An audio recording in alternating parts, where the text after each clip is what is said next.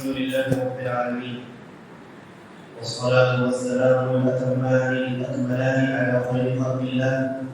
وعلى آله وأصحابه ومن والاه أما بعد. أعوذ بالله من الشيطان الرجيم. يا أيها الذين آمنوا كتب عليكم القصاص في القتلى الحر بالحر والعبد بالعبد والأنثى بالأنثى فمن عفي له من أخيه شيء فاتباع بالمعروف وأداء إليه بإحسان ذلك تخفيف من ربكم ورحمة فمن اعتدى بعد ذلك فله عذاب أليم.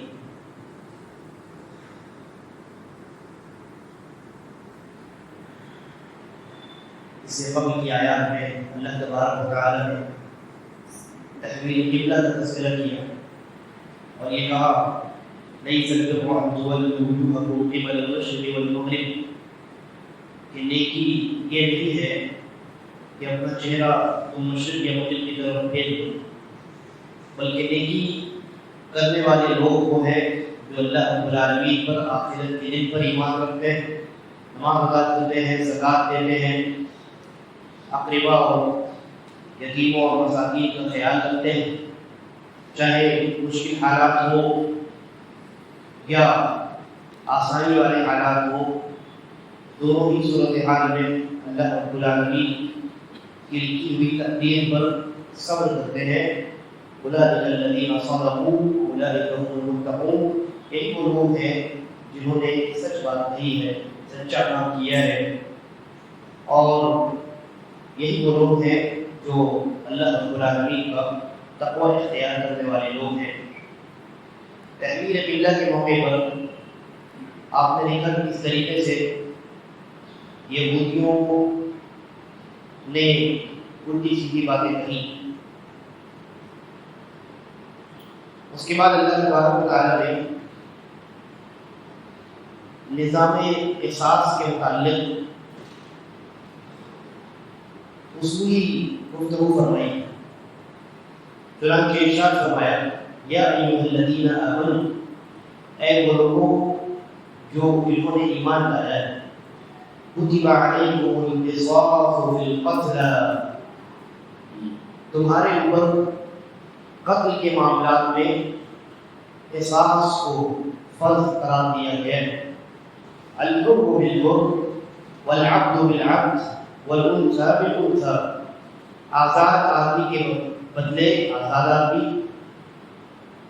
غلام کے بدلے غلام، عورت کے بدلے عورت کو عورت سے، یعنی آزاد کے بدلے آزاد سے، غلام کے بدلے غلام سے، عورت کے بدلے خاتون کے بدلے خاتون سے قصاص کیا جائے. فمن عفی له من اخیہ شیء، اور جو انسان اپنے بھائی یعنی قاتل جو انسان اپنے بھائی کے جرم کو معاف کر دے، فاتباع بالمعروف، تو بہترین طریقے سے، اچھے طریقے سے اس معاملے کو ڈیل کرنا چاہیے. وَأَدَاءُ إِلَيْهِ بِإِحْسَانٍ، اور اس نے جو قتل کو معاف کر دیا ہے، دیت جو مقرر کی ہے کہ اتنا مال دے دو بس اتنا کافی ہے، ہم اپنے مقتول کے بدلے میں تمہیں قتل نہیں کریں گے،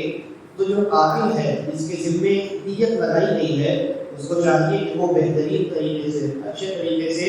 بلا کسی تاخیر اور بغیر کسی ہیلے اور بہانے کے دیت ادا کر دے.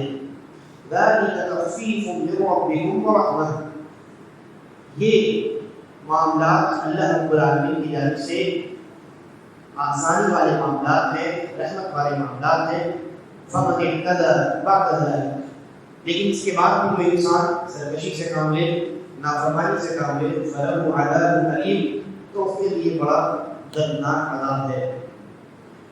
یہ آیت کریمہ قصاص کے معاملے میں نازل ہوئی ہے، اور اللہ تبارک و تعالیٰ نے یہاں قتل کے معاملات میں قصاص کو واجب قرار دیا ہے. یعنی ایک انسان نے کسی دوسرے انسان کا ناحق قتل کر ڈالا، چاہے وہ آزاد ہو یا غلام، مرد ہو یا عورت، تو ایسی صورت میں شریعت نے یہ قانون نافذ کیا ہے کہ قاتل سے قصاص لیا جائے، قاتل سے قصاص لیا جائے. اور قصاص کا معنی اللہ نے خود بیان کیا، کہا کہ اگر ایک مرد نے اور آزاد نے ایک مرد کو یا ایک دوسرے آزاد آدمی کو قتل کیا ہے تو اس آزاد آدمی کو بھی اس کے بدلے میں قتل کر دیا جائے، اور اگر ایک غلام نے کسی غلام کو قتل کیا ہے تو اس کو بھی اس کے بدلے میں قتل کر دیا جائے، ایک عورت نے اگر ایک عورت کو قتل کیا ہے تو اس عورت کو بھی اس عورت کے بدلے میں قتل کر دیا جائے۔ تو قصاص یہ شریعت کا ایک بڑا اہم مسئلہ ہے، اور مسلمانوں پر قصاص کو اللہ تبارک و تعالیٰ نے فرض قرار دیا ہے۔ فرض قرار دیا، یہ آپشنل چیز نہیں بلکہ یہ فرض ہے۔ لیکن سوال یہ ہے کہ اس کے اوپر فرض ہے، کیا ہر ایک انسان اپنے مقتول کا جو قاتل ہوگا اس سے جا کر کے وہ قصاص دے سکتا ہے؟ جی نہیں، بلکہ قصاص جو ہے یہ مسلمانوں کے امیر پر، مسلمانوں کا جو ولی الامر ہوگا، جو حاکم و سلطان ہوگا مسلمانوں کا، یہ اس کی ذمہ داری ہے کہ قصاص کو نافذ کرے۔ قصاص کو مملکت میں، اپنی ریاست میں نافذ کرنے کی ذمہ داری کس کی ہے؟ ولی الامر کی ہے، یعنی مسلمانوں کا حاکم وقت ہے اس وقت، چاہے وہ خلیفہ کی شکل میں ہو یا بادشاہ کی شکل میں ہو، دونوں ہی مسلمانوں کے سلطان ہیں اور مسلمانوں کے حاکم۔ تو یہ ان کی ذمہ داری،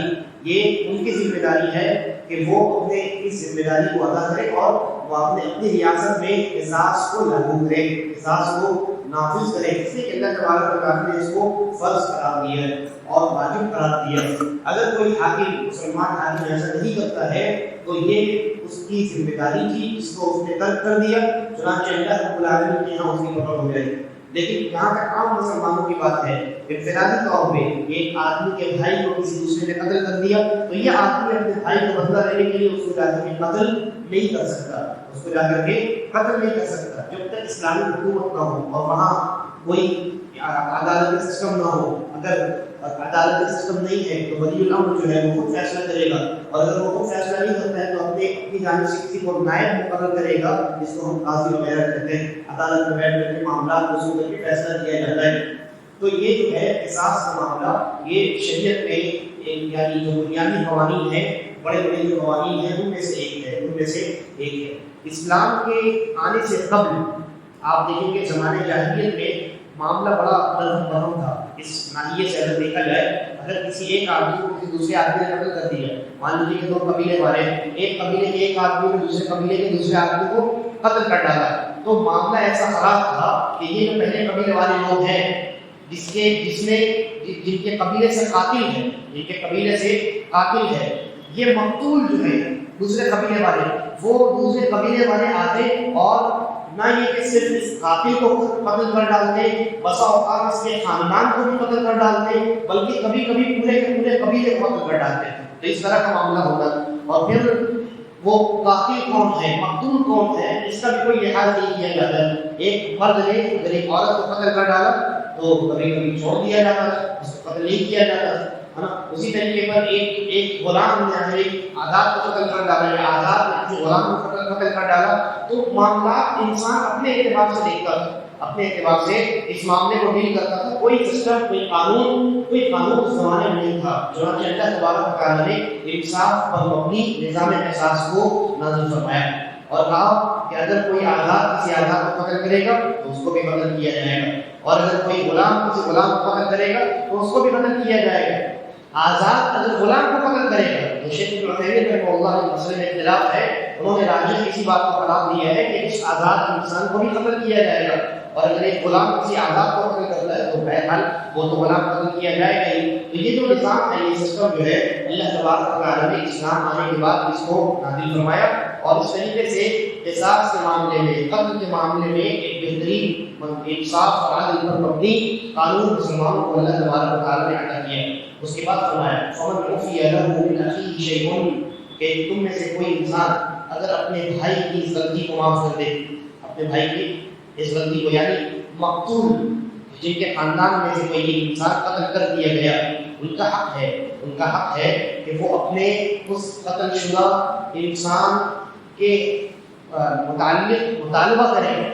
کہ بھائی جو قاتل ہے اس کو اس سے قصاص لیا جائے اور اس کو قتل کر دیا جائے، اور اگر وہ چاہے تو معاف کر دے،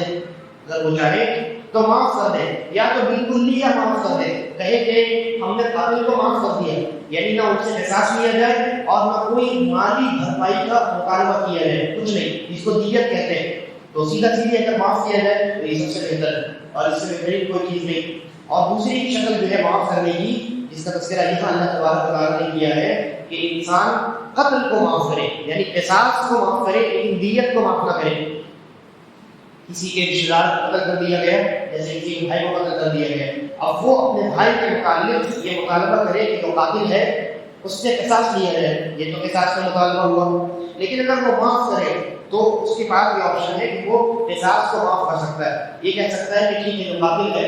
میں اس سے قصاص نہیں لیتا،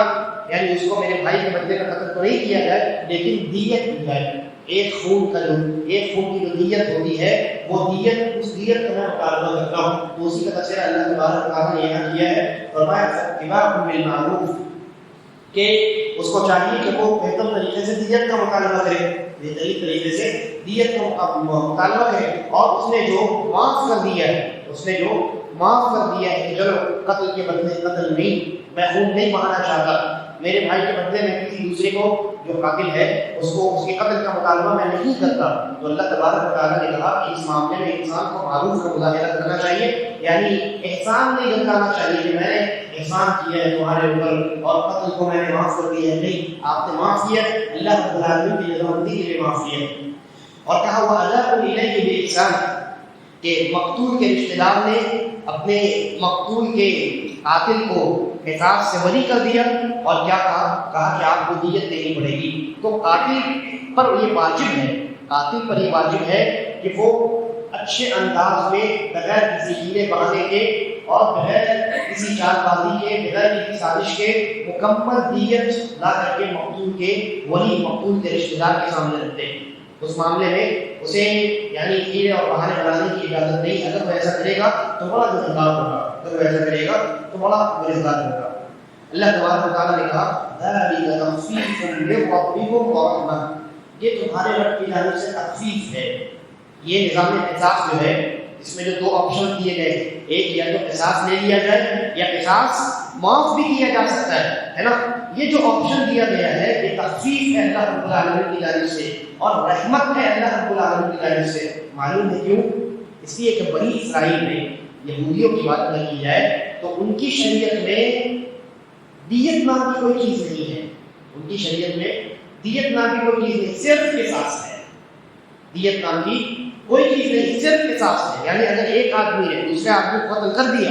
تو وہ مقتول کے جو اولیاء ہیں، مقتول کے جو رشتہ دار ہیں، وہ سیدھا سیدھی قصاص کا مطالبہ کر سکتے ہیں۔ معاف کرنے کا کوئی آپشن ہی نہیں ہوتے ہیں کہ چلو معاف کر دیتے ہیں، مان دے دو، مالی بھرپائی کر دو، جرمانہ دو، ایسا کچھ نہیں۔ تو یہ کتنا بڑا سخت معاملہ ہے کہ اگر کسی نے کسی کو قتل کر دیا، بعد میں وہ لاکھ شرمندہ ہو جائے اور لاکھ جو ہے وہ مقتولین کے اولیاء سے اور ان کے رشتہ دار سے معافی مانگ لے، لیکن آپشن ہی نہیں ان کے یہاں بڑا معاملہ سخت ہے۔ تو یہ قانون اللہ تبارک و تعالیٰ نے بدل دیا ہماری شریعت میں، شریعت محمدیہ میں اللہ رب العالمین نے اس قانون کو اس آسانی کے ساتھ بدل دیا اور کہا کہ چلو معاف کرنے کا بھی آپشن ہے، اگر انسان چاہے تو مکمل طور پہ سیدھا سیدھی بری کر دے، دیت سے بھی بری کر دے، قصاص سے بھی بری کر دے، اور اگر صرف قصاص سے بری کرتا ہے یعنی یہ کہتا ہے کہ چلو میرے مقتول کے بدلے میں قاتل کو قتل نہ کیا ہے، قاتل نے معافی مانگی ہوگی، شرمندہ ہو گیا ہوگا اور مقتول کے ولی کا جو دل ہے وہ بگڑ گیا ہوگا، ہے نا، تو معاف وہ کر سکتا ہے۔ اور اگر دیت کا مطالبہ کرے تو دیت کا بھی آپشن موجود ہے، انسان کے پاس مال ہوگا، مال نہیں ہے تو کہیں سے وہ انتظام کر سکتا ہے اور مال ادا کر کے اپنی جان بچا سکتا ہے۔ لیکن تو یہ جان کی حفاظت کا اللہ تبارک و تعالیٰ نے اس امت میں یہ موقع رکھا ہے کہ ایک آدمی اگر کسی کو قتل کر ڈالے اور سامنے والا اگر دیت پر راضی ہو جائے تو مال دے کر کے دیت کی بھرپائی کر کے قتل سے یعنی اپنی جان کی کوئی انسان حفاظت کر سکتا ہے۔ یہ یہودیوں کے یہاں یہ معاملہ نہیں تھا، اور اس کے برخلاف امام ابن کثیر رحمہ اللہ نے لکھا ہے کہ عیسائیوں کے یہاں نہ قصاص تھا اور نہ دیت، یعنی ان کے یہاں بالکل معاملہ برعکس ہے، ان کے یہاں معاملہ بالکل ہی برعکس تھا۔ یہودیوں میں تو بہت زیادہ سختی ہے کہ صرف قصاص، اور عیسائیوں کے متعلق لکھا گیا ہے کہ ان کے یہاں نہ قصاص تھا اور نہ دیت تھی، بس قتل کر دیا تو قتل، اگر معمولی سزائیں دی گئی تو دے دی گئی، ورنہ قانون کے تحت کوئی حد مقرر نہیں تھی۔ اللہ عالم اس میں ایسی حقیقت ہے، لیکن بہرحال یہودیوں کے متعلق تو یہ بات درست ہے۔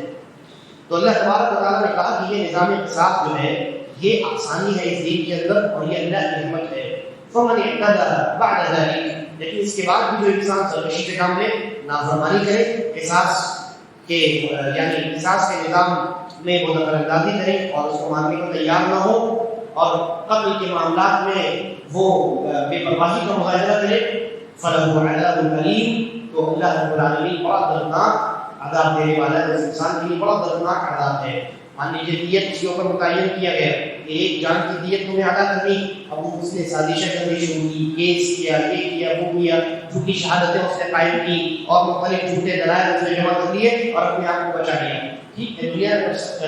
دنیا میں کسی جان کے ناحق قتل پر وہ بچ سکتا ہے دنیاوی سزا سے اور دنیاوی حد کے نافذ ہونے سے، لیکن اللہ رب العالمین کے یہاں جو عدالت لگتی ہے وہاں کسی کو بچنے کا راستہ نہیں۔ اس انسان کے لیے قیامت میں بڑا دردناک قسم کا عذاب اللہ تبارک و تعالیٰ نے تیار کیا۔ اس کے بعد فرمایا وَلَكُمْ فِي الْقِصَاصِ حَيَاةٌ يَا أُولِي الْأَلْبَابِ لَعَلَّكُمْ تَتَّقُونَ، اے عقل مندو، قصاص کے اس نظام میں تمہارے لیے زندگی ہے، قصاص کے اس نظام میں تمہارے لیے زندگی ہے، لعلکم تتقون، تاکہ تم تقوی اختیار کرنے والے بن جاؤ۔ قصاص کے معاملات میں زندگی کہاں ہے؟ بظاہر تو زندگی جا رہی ہے، جان تو لیا جا رہا ہے نا، ایک آدمی نے ایک جان نے دوسری جان کو قتل کر دیا تو شریعت کہتی ہے پہلی جان سے بھی قصاص لی جائے اور اس کو بھی قتل کر دیا جائے، تو یہاں تو زندگی جا رہی ہے، لیکن اللہ تبارک و تعالیٰ نے فرمایا فی القصاص حیات، قصاص و در حقیقت زندگی ہے۔ کیوں اللہ رب العالمین نے ایسا فرمایا؟ اس کی وجہ یہ ہے کہ یہ جو نظام قصاص ہے، اس نظام کے تحت ایک مجرم، ایک قاتل جب کسی مقتول کو، کسی آدمی کو قتل کرتا ہے اور پھر اس کے بدلے میں اس کو قتل کیا جاتا ہے، تو ظاہری طور پہ ایک جان تو گئی، لیکن اس ایک جان کی وجہ سے معاشرے میں اور وہ 100 جانیں جانے والی تھی وہ بچ گئی، اس لیے کہ اب اس سزا کے بعد، اور یہ جو سزا ہے یہ یعنی مسلمانوں کے ایک جمع قدیر کے سامنے انجام دیا جاتا ہے تاکہ لوگ اس کو دیکھیں اور اس سے عبرت حاصل کریں اور قتل کے معاملات میں لاپرواہی کا مظاہرہ نہ کریں، جان کو ہلکا نہ سمجھیں۔ تو جب یہ سزا دی جائے گی مسلم معاشرے میں اور مسلمان دیکھے گا تو جتنے لوگ جن کے دلوں میں ارادے پنپ رہے ہیں، پیدا ہو رہے ہیں کہ فلاں کو قتل کر ڈالیں، لیکن ان کی جرأت ہار مان جائے گی، ان کی ہمت ختم ہو جائے گی، ٹوٹ جائے گی، وہ پھر اب قتل پر آگے نہیں بڑھ سکیں گے، اس اقدام کو وہ انجام نہیں دے سکیں گے، ہے نا، ان کی جو ہمت ٹوٹ جائے گی، دل میں ڈر اور خوف پیدا ہوگا کہ نہیں اگر میں نے کسی جان کو ناحق قتل کیا تو مجھے بھی اس کے بدلے میں نظام قصاص کے متعلق قتل کر دیا جائے گا۔ تو ظاہری طور پہ ایک جان تو جا رہی ہے، لیکن اس ایک جان کے بدلے میں کتنی جانیں اللہ تبارک و تعالیٰ بچا رہا ہے، محفوظ رکھ رہا ہے، یہ بڑی اہم چیز ہے۔ اسی لیے اللہ تبارک و تعالیٰ نے کہا کہ وَلَكُمْ فِي الْقِصَاصِ حَيَاةٌ، کہ در حقیقت نظام قصاص میں زندگیاں ہیں، یعنی زندگیوں کی حفاظت ہے، آپ دیکھیے آج کی تاریخ میں مسلم جتنے ممالک ہیں ان میں جن ممالک میں نظام قصاص کو لاگو کیا گیا ہے، اس حد کے اس نظام کو لاگو کیا گیا، اور ان میں سب سے پہلے سعودی عرب ہے، مملکت سعودی عرب، وہاں یا پوری دنیا کے اندر قتل کی جو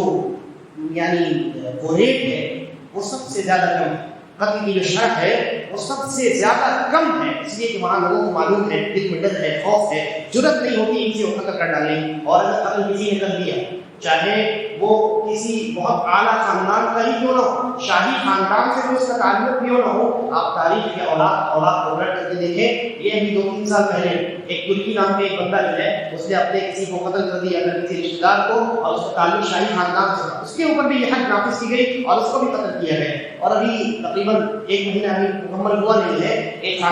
قبیلے والے نے کسی دوسرے قبیلے کے کسی نوجوان کو، ایک نوجوان نے دوسرے نوجوان کو قتل کر ڈالا، ایک نوجوان نے دوسرے نوجوان کو قتل کر ڈالا، اور پھر اس کے بعد کیا ہوا، وہ دونوں نوجوان تھے بالکل ہی، ان کی فوٹو بھی بہت وائرل ہوئی تھی، تو معاملہ یہ ہوا کہ جو مقتول انسان، جو مقتول نوجوان تھا، اس کے خاندان والے قصاص پر اڑے رہے، کہا کہ نہیں ہمیں قصاص چاہیے، جس نے ہمارے نوجوان کو قتل کیا ہے اس کو بھی قصاص کے مطابق اس سے بھی قصاص لیا جائے اور اسلامی قانون کے مطابق اس کو بھی قتل کیا جائے۔ اور انہوں نے بڑی کوششیں کی جو قاتل ہے اس کے قبیلے والے اور اس کے خاندان والوں نے بڑی کوششیں کی کہ مقتول کے پاس جائیں اور ان سے معافی مانگیں، ان کے سامنے ندامت کا اظہار کریں، اپنی غلطی کو تسلیم کریں. بہت انہوں نے ریکویسٹ کی بہت، لیکن وہ ماننے کو تیار نہیں ہوئے. اور یہاں تک کہ وہ زمین پر بیٹھ گئے اور انہوں نے اپنی قبیلیاں اتار کر کے ان کے سامنے رکھ دی، لیکن اس کے باوجود بھی وہ ماننے کو تیار نہیں ہوئے. اور نہ ماننا ان کا حق تھا، نہ ماننا یہ ان کا حق ہے، کیونکہ قرآن نے ان کو یہ دیا ہے. بہرحال انہوں نے ان کو یہ قصاص معاف نہیں کیا اور دیت پر راضی نہیں ہوئے. انہوں نے قصاص کا برابر مطالبہ کیا. چنانچہ اخیر میں اس نوجوان کو اور پوری سعودی عرب کے اندر یہ خبر وائرل ہوئی اور تمام لوگوں نے یہ چاہا کہ کاش وہ معاف کر دیتے، کاش وہ خاندان والے جو ہے وہ معاف کر دیتے. بیچارہ یہ ندامت سے شرمندہ ہو رہا ہے، پورے خاندان اور قبیلے والے وہ معافی مانگ رہے ہیں. لیکن بہرحال اسلام کا قانون تو اسلام کا قانون ہے، کسی کے درمیان کوئی فرق نہیں کیا جا سکتا اور کوئی خوشامد یہاں کام آنے والی نہیں ہے. بالآخر قصاص کے نظام کو نافذ کرتے ہوئے اسلامی عدالت کے فیصلے کی بنیاد پر اس نوجوان کو قتل کر دیا گیا. تو آپ دیکھیے جہاں جس ملک میں اس خطے میں اسلامی قانون کو نافذ کیا جاتا ہے وہاں جو جرائم کی جو تعداد ہے بہت زیادہ کم ہوگی. ضرور تو ہوگا، کچھ نہ کچھ تو ہوگا ہی ہوگا. جب صحابہ کرام رضوان اللہ علیہم اجمعین کے زمانے میں جرم ہو رہا ہے، چوری ہو رہی ہے، زنا ہو رہا ہے، لیکن اسی طریقے پر قتل ہو رہا ہے، تمام چیزیں ہو رہی ہیں، تو آج کے زمانے میں اس کی تعداد اس زمانے سے بہت زیادہ ہو سکتی ہے. لیکن دیگر ممالک اور دنیا کے تمام دیگر چیزوں کے مقابلے میں اگر آپ دیکھیں تو آپ کو یہ معلوم ہوگا کہ جہاں جہاں اللہ کے اس قانون کو نافذ کیا گیا ہے وہاں جرائم بہت کم ہے، وہاں امن و امان زیادہ ہے، وہاں انسان اطمینان اور سکون کے ساتھ سڑکوں پر چل سکتا ہے، عورتیں اور بچے آرام اور سکون کے ساتھ سفر کر سکتے ہیں اور سفر کر سکتی ہیں، اور ان کے دل میں وہ خوف اور وہ اس طرح کا وہ معاملہ نہیں ہے جو دیگر یورپین ممالک میں بطور خاص ہے کہ وہاں رات میں خاص کر کے خواتین کا نکلنا بڑا مشکل ہوا کر لیا جائے، قتل کر لیا جائے، کچھ بھی ہو سکتا ہے. لیکن الحمدللہ ان ممالک میں ان خطے میں جہاں اسلامی قوانین کا نفاذ ہے ان تمام چیزوں سے اللہ تبارک و تعالیٰ نے مسلمانوں کو بچا کر رکھا ہے. اس کے بعد اللہ تبارک و تعالیٰ نے فرمایا کتب علیکم اذا حضر احدکم الموت ان ترک خیرا الوصیۃ للوالدین والاقربین بالمعروف حقا علی المتقین، کہ جب تم میں سے کسی پر موت کا وقت آ جائے، انسان موت کے قریب ہو. موت کے قریب ہونے سے یہاں اس آیت کریمہ میں یہ مراد نہیں ہے کہ بالکل فرشتے نظر آ جائیں اور نزع کا عالم ہو، بلکہ اس سے قبل کا جو وقت ہوتا ہے، جو اس سے قبل کا وقت ہوتا ہے، انسان بیمار ہے، معلوم ہو چکا ہے کہ اب وہ جو ہے بیماری کا علاج ہے، علاج سے مراد دوا اس کی ابھی دریافت نہیں کی گئی، ورنہ ہر علاج ہر بیماری کی دوا جو اللہ تبارک و تعالیٰ نے نازل کر دی. تو انسان اس بیماری میں ہے اور اس بیماری میں انسان کو معلوم ہو چکا ہے کہ بہت ممکن ہے، ذہن غالب ہو چکا ہے کہ اب مجھے موت آ جانی. تو ایسی صورتحال میں اللہ تبارک و تعالیٰ نے کہا کہ اس کے اوپر ان میں سے جب کسی کے پاس موت حاضر ہو جائے، موت کا وقت قریب آ جائے، ذہن غالب ہو جائے، تو اس کے اوپر یہ واجب ہو جاتا ہے کہ اس میں جو کچھ مال اور دولت چھوڑی ہے، جائیداد جو بہت ساری چھوڑی ہے، اس میں وہ اپنے والدین اور قریبی رشتہ داروں کے لیے وصیت کر جائے بہترین طریقے سے. یہ مسلمانوں پر حق ہے، یہ مسلمانوں پر یہ چیز ضروری. یہ آیت کریمہ جو ہے، اس آیت کریمہ کے تعلق سے جمہور مفسرین نے یہ بات کہی ہے کہ یہ منسوخ ہے اور اللہ تبارک و تعالیٰ نے سورۃ النساء میں جائیداد کی تقسیم کا جو نظام نازل کر دیا ہے ان آیات کی وجہ سے یہ آیت منسوخ ہے. جب وہ آیت نازل نہیں ہوئی تھی کہ کس کا جائیداد میں کتنا حصہ ہے، تو یہ اس آیت پر عمل کیا جاتا ہے کہ مرنے والا اپنے مرنے اپنی موت سے پہلے وصیت کر کے جاتا ہے کہ میرے والدین کو اتنا دینا، میرے فلاں رشتہ دار کو، بھائی کو، بہن کو، بیٹے کو اتنا دے دینا. لیکن خود اللہ تبارک و تعالیٰ نے جب قرآن مجید میں اس نظام کو بیان کر دیا تو اب یہ آیت کیا ہو گئی؟ اب یہ آیت منسوخ ہو گئی. لیکن بعض دوسرے مفسرین ہیں جنہوں نے اس سے بھی بہترین توجیہ پیش کی، کہا کہ نہیں یہ آیت منسوخ نہیں بلکہ اس آیت کا ایک دوسرا مفہوم لیا جائے گا. دوسرا مفہوم کیا لیا جائے گا؟ دوسرا مفہوم یہ لیا جائے گا کہ یہاں جو والدین اور قریبی رشتہ دار کو وصیت کرنے کی بات کہی جا رہی ہے وہ تب ہے جب والدین اور قریبی رشتہ دار جائیداد میں وارث نہیں بن رہے ہوں. تو غیر وارث کے لیے وصیت کی جا سکتی ہے. 1/3 اپنے پراپرٹی کے 1/3 میں 1/3 حصے میں 1/3 حصے میں انسان وصیت کر سکتا ہے. تو مفسرین نے کہا یہ بات زیادہ اقرب ثواب ہے. مفسرین نے کہا ہے کہ اگر والدین انسان کے والدین یا اس کے قریبی رشتہ دار جو ہیں وہ اگر اس کے وارث نہیں بن رہے ہیں تو یہ آیت کریمہ اس آیت کریمہ پر عمل کیا جائے گا، اور یہ اس انسان کو چاہیے کہ وہ اپنے قریبی رشتہ دار یا والدین کے حق میں وصیت کر کے جائے، میری جائیداد کے 1/3 حصے میں سے اتنا ان لوگوں کو، والدین کو اور قریبی رشتہ داروں کو دے دیا جائے۔ اچھا، ایک سوال یہ پیدا ہوا کہ بھائی والدین وارث کیسے نہیں بنیں گے؟ ایک آدمی کا انتقال ہوا، والدین زندہ ہے، ہر صورتحال میں ہمیشہ والدین تو وارث بنتے ہی ہیں، تو ایسا کیسے ہو سکتا ہے؟ مفسرین نے یہ بات کہی ہے کہ یہ آیت اس آیت پر تب عمل کیا جائے جب والدین وارث نہیں بن رہے ہوں، تو ایسا تو پاسبل نہیں، پاسبل ہے۔ ایک صورت اس کی یہ ہے کہ اگر والدین مسلم نہ ہوں، اگر والدین مسلم نہ ہوں، غیر مسلم ہوں، تو ایک مسلمان یا ایک کافر کسی مسلم کا وارث نہیں بن سکتا۔ یہ قانون، یہ اللہ کے نبی صلی اللہ علیہ وسلم کی حدیث ہے کہ ایک کافر جو ہے وہ کسی مسلمان کا وارث نہیں بن سکتا۔ ایک آدمی جس کا انتقال ہوا یا انتقال ہونے والا ہے، اس کے والدین اگر مسلم نہیں، مسلمان نہیں، غیر مسلم، لیکن جب مرے گا اس کی جائیداد کو اس کے والدین کو حصہ دیا جائے گا؟ نہیں دیا جائے گا، وارث نہیں بنیں گے، وہ وارث نہیں بنیں گے۔ یہ سمجھا جائے گا کہ اس کے والدین ہے ہی نہیں، اور بقیہ جو مسلم وارثین ہیں ان کے درمیان تقسیم کیا جائے۔ تو ایسی صورتحال میں اگر ایسی صورتحال آ جائے کہ کسی کے والدین زندہ ہوں لیکن وہ غیر مسلم ہو، تو مفسرین نے یہ بات کہی ہے کہ اس آیت پر عمل کرتے ہوئے وہ آدمی، چونکہ وہ وارث نہیں بنے گا اس کی موت کے بعد، ہے نا، تو وہ آدمی وہ غیر وارث ہو گئے، اب وہ آدمی اپنی موت سے پہلے ان والدین کے حق میں وصیت کر کے جا سکتا ہے کہ میری جائیداد کے 1/3 حصے میں سے اتنا حصہ میرے والدین کو دے دیا جائے، میرے والدین کو دے دیا جائے۔ تو وہ اصل میں وارث نہیں بن رہے بلکہ یہ اس خاص وصیت کے ذریعے سے کچھ مال حاصل کر کے، یا اسی طریقے پر اللہ تعالیٰ اقربین کچھ دوسرے رشتہ دار ہوں گے جو وارث نہیں بن رہے ہوں گے، ہے نا۔ ہوتا ہے کہ بعض قریبی رشتہ دار ہونے کی وجہ سے دور کی جو رشتہ دار ہیں ان سے بہت اچھے تعلقات ہیں لیکن انسان وہ وارث نہیں بنتا ہے۔ جیسے بیٹا موجود ہے، جیسے انسان کے دو بیٹے تھے، ایک بیٹے کی وفات ہو گئی اس انسان کی زندگی میں اور اس کا ایک بیٹا موجود ہے، ایک پوتا موجود ہے، اور دوسرا ایک اور بیٹا بھی موجود ہے۔ تو جب ایک آدمی کا انتقال ہوگا، اس کے جو 2 بیٹے تھے ان میں سے ایک بیٹا زندہ ہے، ایک بیٹا مر گیا، اور اس کا بیٹا بھی موجود ہے، یعنی اس آدمی کا ایک پوتا موجود ہے اور اس آدمی کا ایک بیٹا موجود ہے۔ تو جب بیٹا موجود ہے اس آدمی کے جائیداد کا پورا حق بیٹے کا ہوگا، یہ پوتا کوئی حصہ نہیں پائے گا۔ تو یہاں یہ پوتا رشتہ دار ہے، بڑا قریبی رشتہ دار ہے، دل کے بہت قریب ہے کہ دادا طرح سے بھی پوتا بڑا لاڈلا ہوتا ہے۔ تو شریعت نے یہ آپشن دیا ہے کہ آپ اپنے پوتے کے حق میں 1/3 حصے میں سے وصیت کر سکتے ہیں، ان کو بھی آپ دے دیں کچھ۔ تو مفسرین نے لکھا ہے کہ ایسی صورتحال میں اس آیت کریمہ پر عمل کیا جائے گا، یہ منسوخ نہیں ہے۔ اس کے بعد اللہ نے کہا فمن بدله بعد ما سمعه فإنما إثمه على الذين يبدلونه إن الله سميع عليم، کہ جو وصیت کی سننے کے بعد بھی بدل دے جان بوجھ کر کے تو گناہ بدلنے والے پر ہے، وصیت کرنے والے پر نہیں، کیونکہ وصیت کرنے والے نے صحیح وصیت کی تھی، بدلنے والے نے وہ یعنی غلطی سے کام لیا ہے اور جان بوجھ کر بدل دیا ہے، اور اللہ سننے والا اور بدل جانے والا ہے۔ فمن خاف من موص جنفا أو إثما فأصلح بينهم فلا إثم عليه إن الله غفور رحيم۔ اللہ نے کہا کہ اگر کوئی وصیت کرنے والا غلط وصیت کرے تو جس کے سامنے وصیت کر رہا ہے اس آدمی کو چاہیے کہ وہ اصلاح کر دے، یعنی درست کر دے، چاہے اس کی وصیت سے پہلے، وصیت کرنے کے دوران یا وصیت کر کے مر جائے اور غلط وصیت کی تو بھی اس کو درست کیا جا سکتا ہے۔ ایک انسان غلط وصیت کر رہا تھا، 2 بیٹوں کے درمیان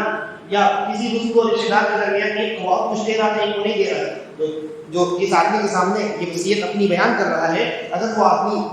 اس معاملے کو یعنی غلط سمجھے تو اس کے پاس اس کو چاہیے کہ اس آدمی کو سمجھائے اور اس کی وصیت درست کروا دے، جو آپ اس کو دے رہے ہیں اس کو بھی دے دو۔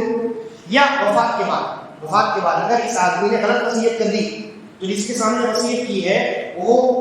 اس آدمی کی وفات کے بعد بھی اس وصیت کو درست کرنے کا حق رکھتا ہے۔ جیسے اگر کسی آدمی نے اپنے بیٹے ہی کو وصیت کر دی، اپنے بیٹے کے نام وہ کچھ مال ایکسٹرا اس کے نام لکھ کر کے چلا گیا، جبکہ اس کا بیٹا اس کے مال میں تو وارث بن ہی رہا ہے، وراثت کے اعتبار سے جو حق ملے گا، لیکن اس آدمی نے زیادہ کچھ لکھ دیا، مان لیجیے ایک پوری بلڈنگ اس کے نام پہ لکھ دی، ایک پوری بلڈنگ اس کے نام پہ لکھ دی، جبکہ اگر اسلامی قانون کے مطابق تقسیم کیا جائے تو اس بلڈنگ میں صرف 2 فلیٹ اس کے بیٹے کا ہوگا۔ اگر ایسا ہو جائے تو وہ وصیت جو ہے اس کی وفات کے بعد بھی بدل دی جائے، اس کی وفات کے بعد بھی بدل دی جائے گی اور اس کی وصیت پر عمل نہیں کیا جائے گا بلکہ شریع قانون کے اوپر عمل کیا جائے گا. اسی بات کو اللہ تبارک و تعالیٰ نے یہاں ان الفاظ میں بیان کیا اور کہا فلا اثم علیہ. تو اگر وصیت کرنے والے نے غلطی سے ایسا کیا تو اس پر کوئی گناہ نہیں ہے. ان اللہ غفور رحیم. اللہ رب العالمین بے شک بخشنے والا اور بڑا مہربان ہے. اللہ رب العالمین ہم تمام کو قرآن کریم پر عمل کرنے اس کو سیکھنے اور سکھانے کی توفیق بخشے اور ہمارا ایمان اور اسلام پر کرے. اللہ تعالی صلی اللہ علیہ وسلم.